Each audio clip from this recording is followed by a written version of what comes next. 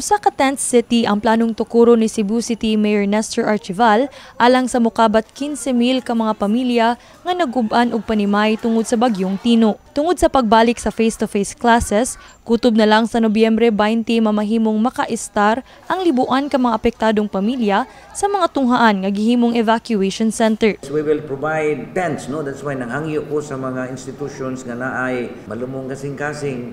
Let's help sa mga tao nga for the meantime wala pa sila kapuy-an nga bisag the tents lang una. Then the city government will provide soft kitchen.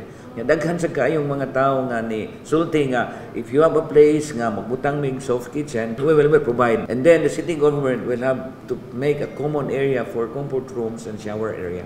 Nagkanayon si Archival nga kini usa ka temporary solution samtang nangita pa ang kagamhanan ug luna nga kabalhinan sa mga pamilya nga gidid-an na pagbalik sa ilang mga panimay tungod ana kini nahimutang sa mga identified danger zones kilid sa mga sapa sa Cebu City. Ang lisod lang yun karon is to find that place.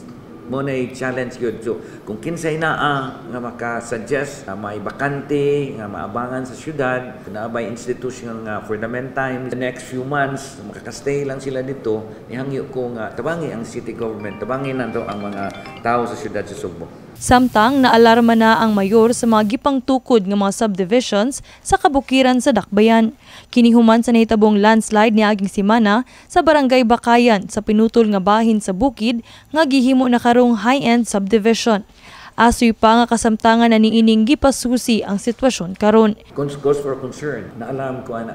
In fact, ningadto ko gahapon, nakita na ko na ay mga truck nga gikan sa naisa ka subdivision nga naghakot og mga materials. So akong giingnan atong sentro nga i-check na dito ang tanan gyud nga mga developers, especially kanang paghimo og quarry, kanang naibungtod ilang i-quarry, ilang i-flat. Gani dunay pasidaan si Archival alang sa mga land developers dinhi sa Cebu City. Ang pag-develop gyud sa paghimog housing usa gyud ana sa developer pag-profit. But we should balance our development aside from profit kinahanglan dili nato madaot ang kinayahan. Because the moment you start doing it, mobalik gyud na nato.